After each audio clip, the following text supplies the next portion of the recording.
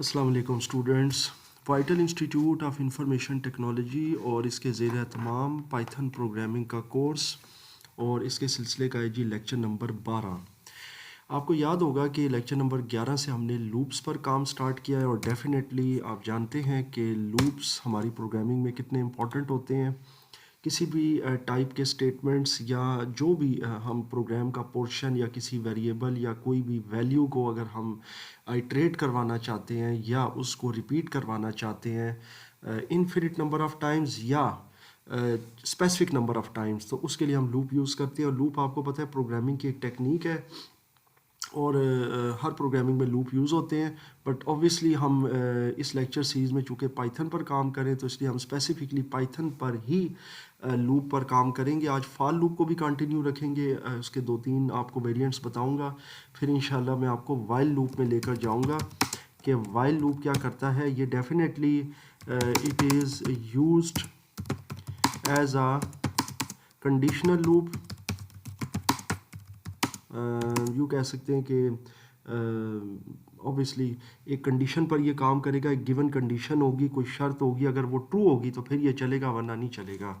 And it will run as both finite और infinite. ठीक है, फिनिट या इनफिनिट दोनों तरीक़ों से चलेगा। बहरहाल ये अभी हम स्टार्ट करते हैं और फिर साथ साथ आपको प्रैक्टिकल के दौरान वाइल का भी पता चलता रहेगा।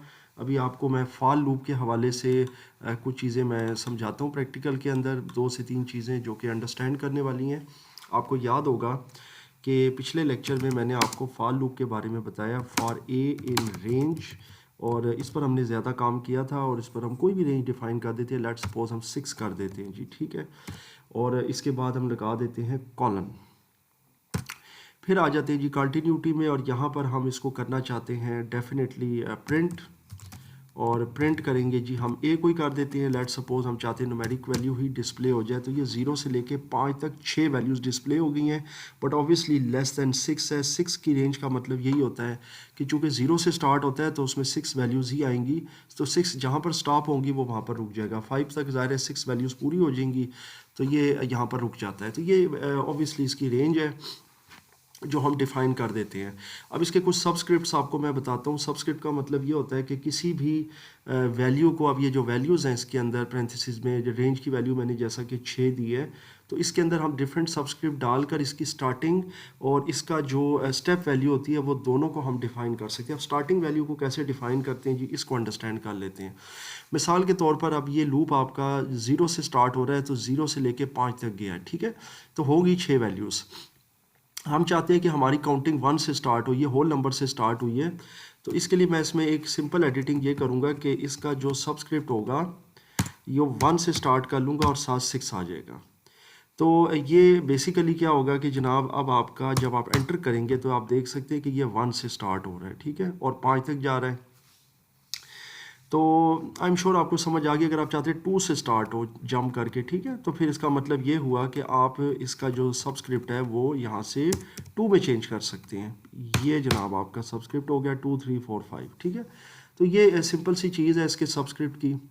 इसी तरीके से अगर इसमें मज़ीद आप जंप करवाना चाहते हैं, मिसाल के तौर पर अगर आपने कोई ऑड इवन वाला काम करना है तो वो कैसे होगा, देखिए उसके लिए हम ये करेंगे कि अगर हमने फ़र्ज़ करें ऑड नंबर्स करवाने हैं प्रिंट। ऑड आपको पता है वो होते हैं जो 2 से डिविजिबल नहीं होते। तो ऑड के लिए मैं प्रोग्राम ये बनाऊंगा कि 1 से स्टार्ट करूंगा क्योंकि 1 भी ऑड नंबर है, और फ़र्ज़ करें मैं चाहता हूँ 20 तक जाए ये, ठीक है।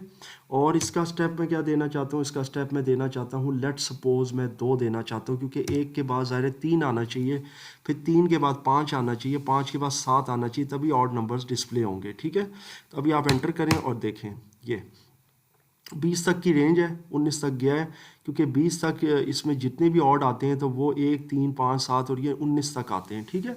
तो ये ऑड नंबर्स ये डिस्प्ले कर देगा आपको इस तरह से, ये आप देख सकते हैं। ये अभी मैं माउस का जो व्हील है वो एज अ स्क्रॉल यूज़ कर रहा हूँ इसको ऊपर नीचे करने के लिए, ताकि आपको समझ आ जाए, ठीक है। तो इसमें एक छोटा सा अगर आप चेंज कर दें वो ये है कि एक की जगह 2 से स्टार्ट कर दें और फिर 2 का इंक्रीमेंट करें, तो उसका मतलब है कि पहला फिगर 2 आ जाएगा, दूसरा फिर 4 आ जाएगा, तीसरा फिर 6 आ जाएगा, क्योंकि 2 का इंक्रीमेंट होता रहेगा। तो ये इवन नंबर्स आपके डिस्प्ले करा देगा, ये भी आपको बता देते हैं।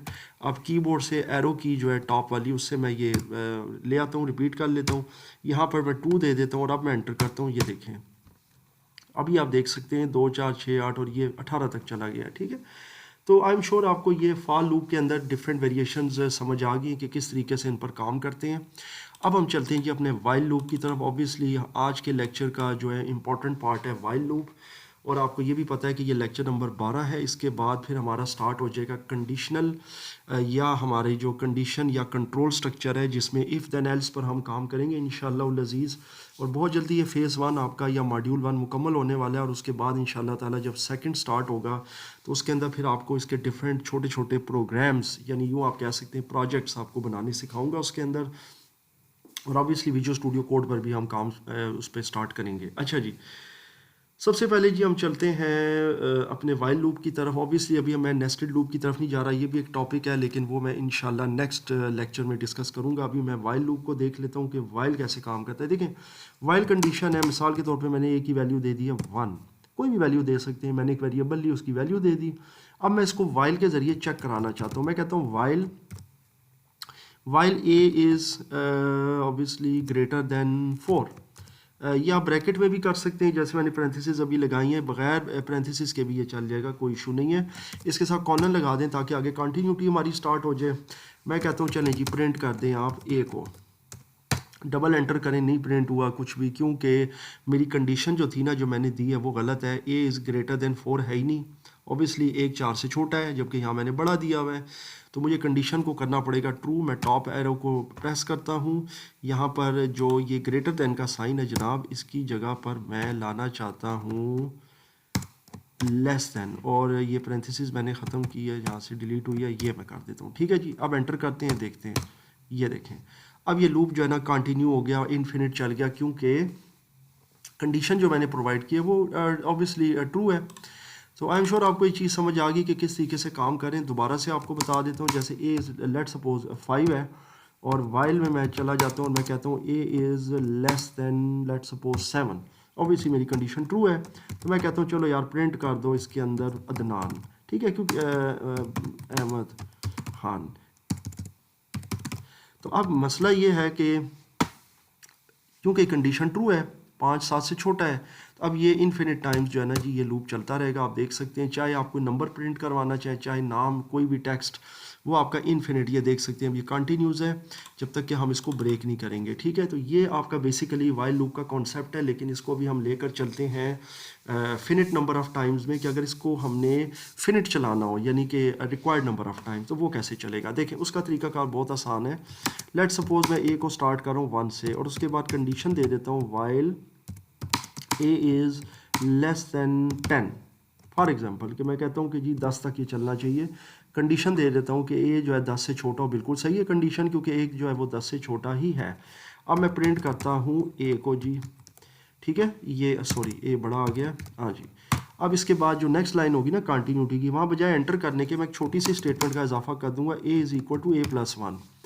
ये बेसिकली इंक्रीमेंट हो जाएगी, और जो बच्चे सी लैंग्वेज कर चुके हैं या जावास्क्रिप्ट, उन्हें इस ऑपरेटर के बारे में काफ़ी हद तक आगाही है कि जनाब हम प्लस प्लस यूज़ करते थे, और ये होता है इंक्रीमेंट ऑपरेटर। तो a is equal to a plus 1, ये इंक्रीमेंट करता जाएगा। 1 के बाद 1 प्लस 1 करेगा 2, फिर 2 के बाद 2 प्लस 1 करेगा 3, और ये प्रोसेस उस वक्त तक चलेगा जब तक ये कंडीशन मीट नहीं हो जाती, यानी 10 से छोटा नहीं रह जाता।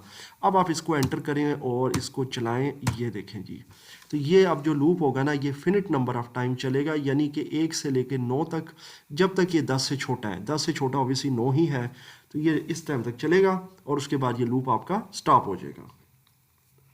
मतलब ये है कि आपका ये स्टेटमेंट लगाने से a is equal to a plus 1, ठीक है, इंक्रीमेंट का जिसको हम स्टेटमेंट कहते हैं, इससे ये लूप हो जाएगा आपका finite. So I am sure आपको ये चीज़ भी समझ आ गई है। इसमें अब आप अपनी तरफ से स्टेप डिफरेंट भी दे सकते हैं, जैसे let suppose a is equal to a plus 2 कर दें, जैसे अभी मैंने आपको ऑड इवन का बताया फॉर में। ये देखें, तो अब एक प्रॉब्लम आ रही है, सॉरी मैंने वो नहीं अप्लाई किया, इसको दोबारा से चला देते हैं। a is equal to 1, so while a is less than 10 और print a और a is equal to a plus 2। अब देखें जी 1 3 5 7 9, तो ये आपका आ जाएगा जनाब, क्या आ जाएगा, ऑब्वियसली ऑड में लूप आ जाएगा क्योंकि ऑड नंबर्स हैं जो 2 से डिविजिबल नहीं होते।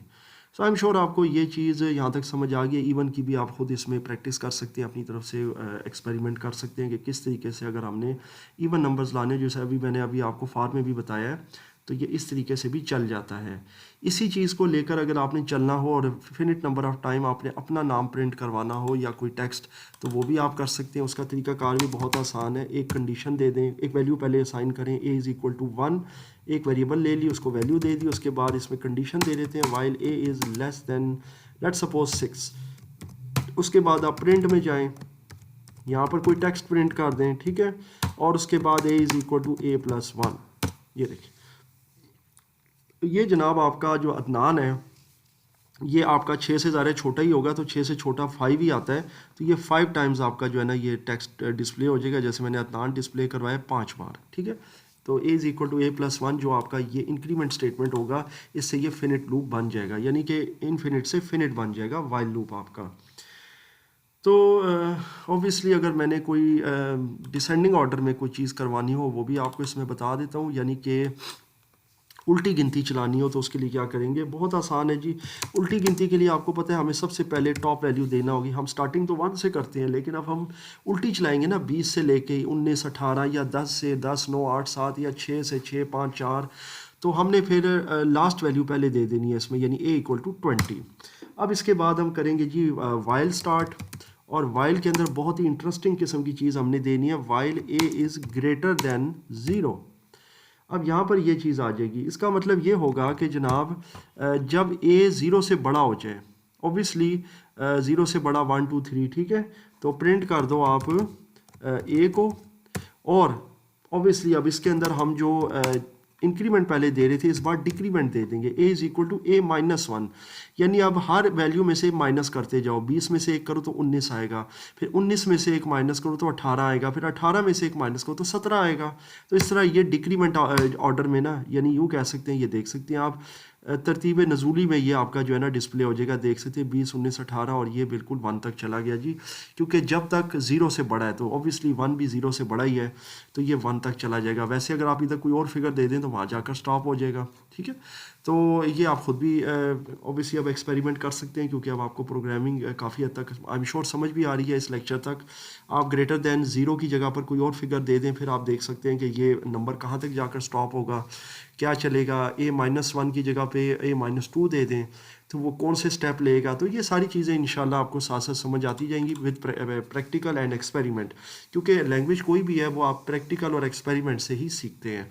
इंशाल्लाह नेक्स्ट लेक्चर में जी मैं आपको कुछ कंपोजिट या नेस्टेड लूप के बारे में भी बताऊंगा, और उसके साथ साथ इंशाल्लाह हम इफ़ देन एल्स स्टेटमेंट को भी स्टार्ट कर देंगे।